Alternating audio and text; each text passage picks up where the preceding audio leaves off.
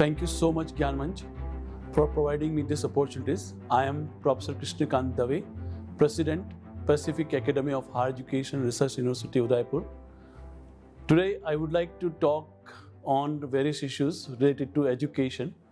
And the current topic is NEP, National Education Policy, and digitization.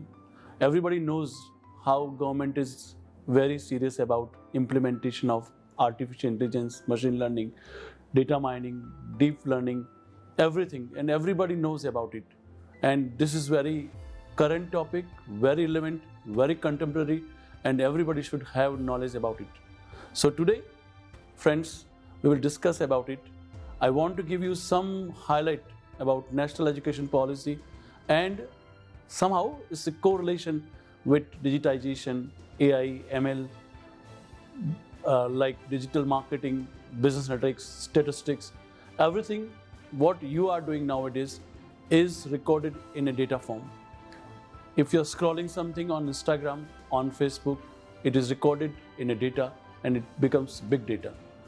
और आप सबको बताएं कि बिग डेटा बनने के बाद क्या होता है, इसका एनालिसिस पार्ट होता है एंड हर कंपनी आज की तारीख में इन डेटा को यूज़ करते हुए अपना बिजनेस कर रही है.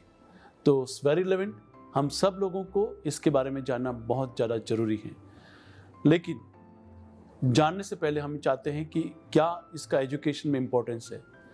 अगर मैं आपको बोलूं तो आने वाले टाइम के अंदर, जैसे कि गवर्नमेंट ऑफ इंडिया का 2035 तक 50% GER, ग्रॉस एनरोलमेंट रेशियो जो है वो करने का है, जो कि अभी 27% है.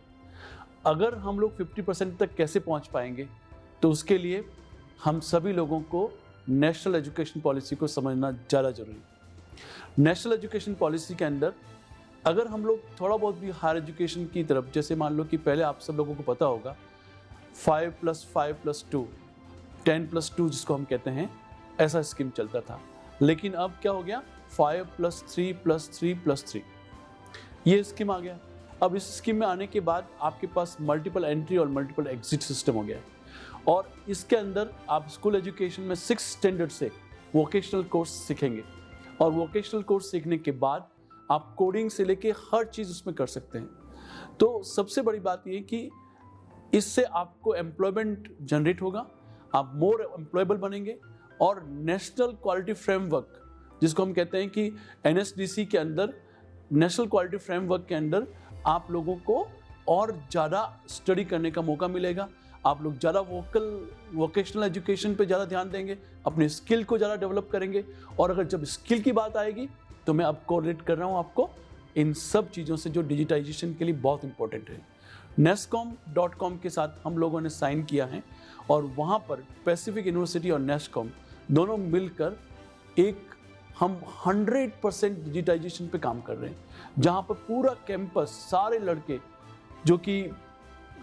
और लड़कियाँ जो कि पैसिफिक यूनिवर्सिटी के अंदर एनरोल हैं, उन सब लोगों को हमने कहा है कि आपको डिजिटाइजेशन पे काम करना है, आपको डिजिटल लर्निंग सीखना है, जिसके अंदर पहले 12 घंटे वो एक नॉर्मल सर्टिफिकेशन कोर्सेज करेंगे. उसके बाद चाहे वो कोई भी स्ट्रीम से हो, चाहे फार्मेसी से हो, चाहे मैनेजमेंट से हो, चाहे लॉ से हो, चाहे फैशन डिजाइनिंग से हो, चाहे इंजीनियरिंग से हो, हर एक बच्चे को एक नेक्स्ट लेवल पे एक फाउंडेशन प्रोग्राम होता है, जिसके अंदर करीब करीब वो बच्चा machine learning through Python, machine learning through data analytics, data science, deep learning and data analytics, इन सारी चीज़ों पे वो स्टडी करेगा. उसको सर्टिफिकेशन NASSCOM के थ्रू मिलेगा और उसके सर्टिफिकेशन की इतनी इंपॉर्टेंस होगी कि वो फ्यूचर के अंदर कहीं पे भी जाएगा तो उसका एक नया स्किल डेवलपमेंट होगा, जिससे कि वो अपने इन सर्टिफिकेट को प्रोड्यूस करके जॉब को ग्रैब कर सकता है. तो फ्रेंड्स, डिजिटाइजेशन बहुत इंपॉर्टेंट है और आप सभी लोगों को मैं जिनको भी कहता हूँ, यंग जनरेशन को कहता हूँ, you please try to get a certification from any agency who can recognize that yes, you have learned this. Companies are there, jobs are there, multiple jobs are there, they want to recruit you.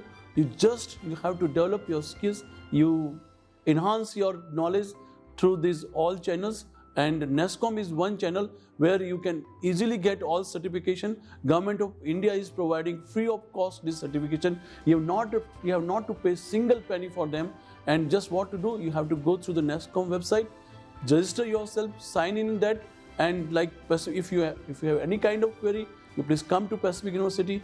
Pacific University will always help you in this regard.